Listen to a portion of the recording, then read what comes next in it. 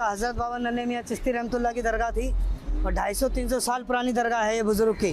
ने तिनका तिनका जोड़कर बाबा का आशियाना जैसे भी था बना के रखा था और थोड़ा अच्छा करना चाह रहे थे तो अच्छा तो हो नहीं सका और बिल्कुल ही नामो निशान मिटा दिया गया।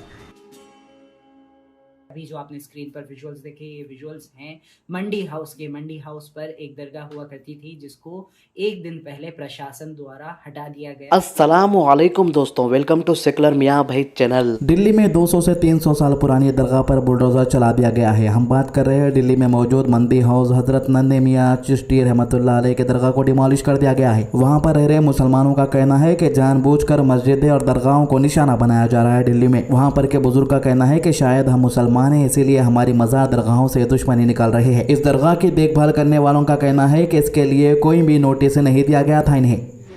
ना हमें कोई नोटिस मिला, ना हमें कोई चिट्ठी आई, ना हमें कोई फ़ोन आया कि दरगाह को तोड़ी जा रही है या दरगाह हटाई जा रही है। पहले भी सितंबर 2 तारीख को तोड़ गए, छत वत हटा गए, टाइले वाले तोड़ गए जाली वाली, और आज 26 तारीख को रात को सुबह 3 बजे करीब इन्होंने दरगाह की पूरी जड़ समिति दरगाह हटा दी गई है।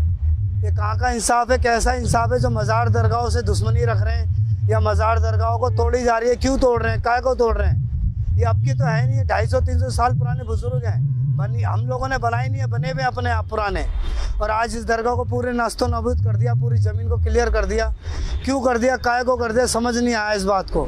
शायद यही हो सकता है कि हम मुसलमान हैं या मुसलमान पे हम लोगों से दुश्मनी निकाल रहे हैं या मज़ार दरगाहों से दुश्मनी निकाल रहे हैं। क्यों दुश्मनी निकाल रहे हैं, कि हम इंसान नहीं है क्या? इंडिया के प्राइम मिनिस्टर मोदी के अलावा बीजेपी के चीफ मिनिस्टर जो स्टेट्स के अंदर मौजूद है अब कर्नाटका पहुंच रहे हैं, क्योंकि जाहिर सी बात है इससे पहले कर्नाटका में हार गए थे मगर कि कुछ एमएलओ को खरीद कर अपनी सरकार बना ली थी। अभी भी हो सकता है कि उसी पैंतरे को अपनाएंगे। अब तो भाई साहब डोनाल्ड ट्रंप को भी बुला लिया तो हारने वाले ही है वहां पर। इसको कहीं की देखे जैसा दिख रहा है। इन्हें अग्निपथ फिल्म के अंदर संजय दत्त के घर में काम करने वाला दिख रहा, नहीं पहचाने जाना बोल के राजा सिंह जो है दाढ़ी मुछियां और सर पे के बाला पूरे निकाल लिए जैसा दिख रहा। अगर से इन्हें कान और नाक दो भी निकाल लेता तो भी इसकी तपेली से इसको आराम से पहचान लेते हैदराबाद के लोग। इन्हें बार बार पीले कपड़े पहन लेके बैठ रहा बोल के सोशल मीडिया के ऊपर कुछ लोग न्यूज फैला दिया है कि राजा सिंह बीजेपी पार्टी छोड़ देने वाला है, फिर से जो है पुरानी पार्टी यानी तेलुगु देशम पार्टी में जाने वाला है। जिसके बाद काला रेन्यू ने एक वीडियो अपलोड करते हुए कहा कि उसका इरादा नहीं है तेलुगु देशम पार्टी में जाने का, वो बीजेपी में ही रहेगा। आपको बता दूं सबसे पहले राजा सिंह जो है तेलुगु देशम पार्टी की टिकट हासिल करके एमएलए बना था, उसके बाद से बीजेपी में चले गया। గురించి కార్యక్రమం చేయాలని ధర్మ సేవనే చేయాలని నా ఒక ఉద్దేశం ఉంటుంది.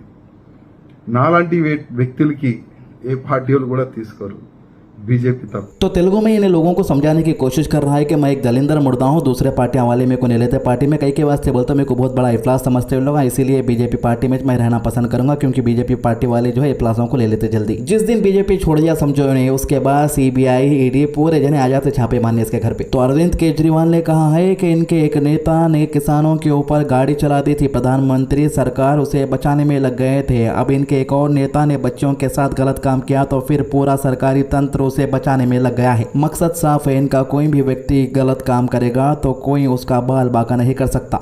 ऐसा संदेश जा रहा है देश के अंदर कि अगर इनकी पार्टी का कोई आदमी गड़बड़ करेगा तो उसके खिलाफ एफआईआर भी दर्ज नहीं की जाएगी। आपको याद होगा किसानों के टाइम में क्या हुआ था, गाड़ी चढ़ा दी थी उसको, किसान पर गाड़ी चढ़ा दी थी, पूरा तंत्र उसको बचाने में लग गया था। आज एक आदमी इनकी पार्टी बच्चियों के साथ गलत काम करता, पूरा तंत्र लग गया बचाने के लिए।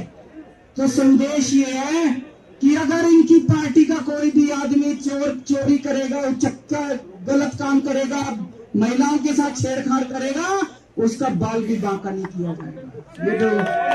ये गलत बात है। देश ऐसे तरक्की नहीं कर सकता। आज मैं बताओ, एक पार्ट कराने के लिए सुप्रीम कोर्ट जाना पड़ा, सुप्रीम कोर्ट एक एफआईआर दर्ज कराने के लिए जाना पड़ा। अभी इनकी तबीयत खराब है, इनको बुखार है, इस बुखार के अंदर भी ये यहाँ बैठे हैं, कितने दर्द की बात है। वहीं प्रियंका गांधी भी वहां पर पहुंची। प्रियंका गांधी वाड्रा ने कहा कि जब ये लड़कियां मेडल जीत कर आती है तो हम सब इन्हें अपना गर्व कहते हैं, और आज जब सड़क पर बैठकर इंसाफ मांग रही है तो कोई सुनने को तैयार नहीं। पहले उसे पद से हटाइए, उसका पावर तो लीजिए। मैं जानना चाहती हूँ कि सरकार उसे बचा क्यों रही है। प्रधानमंत्री जी से मेरी कोई उम्मीद नहीं है, क्योंकि उन्हें परवाह होती तो बुलाकर बात तो करते। जब ये लड़कियां मेडल जीत के आती हैं तो हम सब ट्वीट करते हैं, सब कहते हैं कि हमारा गर्व है, सारे जितने भी नेता हैं हम इंक्लूडेड इसमें, हम सब कहते हैं कि ये सबसे बड़ी बात है, देश के लिए अच्छा है, ये है, इन्होंने देश का गर्व सम्मान रखा है। और आज जब सड़क पे बैठी हुई हैं, जब कह रही है कि हमारी बात सुन लीजिए, हमारे साथ गलत हुआ है, तो कोई सुनने को तैयार नहीं। इतने जो सीरियस एलिगेशंस हैं इस शख्स के बारे में, तो पहले रिजाइन तो करें, उनको पद से तो हटाएं। जब तक पद पे हैं तब तक प्रेशर डालते रहेंगे, तब तक करियर बर्बाद करते रहेंगे लोग। इन्वेस्टिगेशन चल रहा है, इसका मतलब क्या है? मतलब क्या है? अगर वो आदमी उसी पद पे है जहां सबसे ज्यादा पावर है सबके ऊपर, सारे प्लेयर्स के ऊपर, इनके करियर को बर्बाद करने के लिए, इनको तंग करने के लिए, प्रेशराइज करने के लिए, तो फिर आप कैसे कह सकते हैं कि एफआईआर इन्वेस्टिगेशन? क्या मतलब? पहले रिजाइन करिए, उसको हटाएं पद से, उसका पावर तो लीजिए। जिस पावर, जिस सत्ता ने उसको इनेबल किया है कि वो ये सब करे, पर पहले वो तो हटाइए। ये लड़कियां जो हैं इतनी मेहनत करती हैं, इतनी ट्रेनिंग के लिए, इतने शोषण इनको देखने पड़ते हैं, इतना करना पड़ता है एज इट इज, अपनी फैमिलीज के लिए, परिवार के लिए, देश के लिए, प्रदेश के लिए इतना कर रही हैं, तो कुछ कह रही हैं कि इनके साथ, और एक नहीं कह रही है, बहुत सारी ऐसी लड़कियां हैं जिनके साथ ये सब हुआ है। तो मैं समझना चाहती हूँ, एक्चुअली मैं समझना चाहती हूँ कि सरकार इनको बचा क्यों रही। प्रधानमंत्री से मेरी कोई उम्मीद नहीं है, क्योंकि अगर प्रधानमंत्री जी को इतनी भी परवाह होती तो कम से कम बात तो करते, बुला तो लेते। फिर से जब आपने मेडल लेके आए तो आपने बुलाया ना, घर चाय पिलाई, तो बुलाइए, बात करिए। बच्चियां हैं, बच्चियां, हम सबकी बच्चियां हैं। मैं आपसे पूछ रही हूँ कि भाई इस आदमी को बचाने के लिए इतना सारा क्यों किया जा रहा है, जब इतनी सारी लड़कियां जिन्होंने देश के लिए इतना किया है, अपने परिवारों के लिए किया है, प्रदेश के लिए किया है, देश के लिए किया है, और इतना मतलब पर्सनल संघर्ष है इनका, आप देख सकते हैं। इन्होंने इतना किया है और आप उसको बचा रहे हैं। भाई इनको बचाओ ना। हमारे देश के बारे में ये क्या कहता है अगर हम अपने बच्चियों को नहीं बचा सकते? देखिए, आप भी जानते हैं, हम भी जानते हैं कि कमेटियां क्या होती हैं। बात टालने का काम होता है कमेटियां।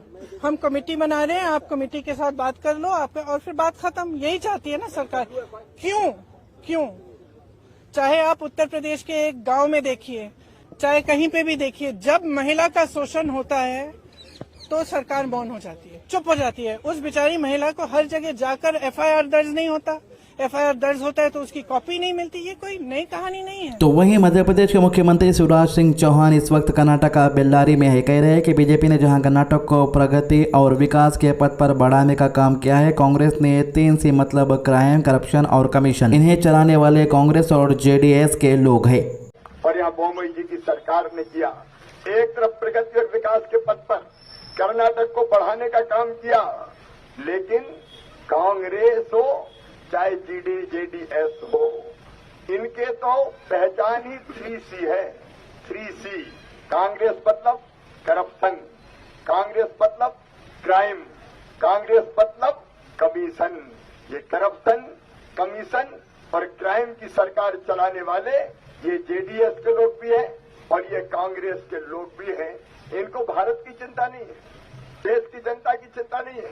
5 साल के बाद कर्नाटक को आए हैं, थोड़ा कम फेंकना बेहतर होता। आज की अच्छी बात, रसूलुल्लाह सल्लल्लाहु अलैहि वसल्लम ने फरमाया कि खाना खाकर शुक्र अदा करने वालों को रोजा रखकर सब्र करने वालों के बराबर सवाब मिलता है। सुनन इब्ने माजा हदीस नंबर 1765। वीडियो को ज़्यादा से ज़्यादा शेयर कीजिए, नमाज की पाबंदी कीजिए, कुरान की तिलावत कीजिए और दुआ में याद रखिए। अल्लाह हाफिज।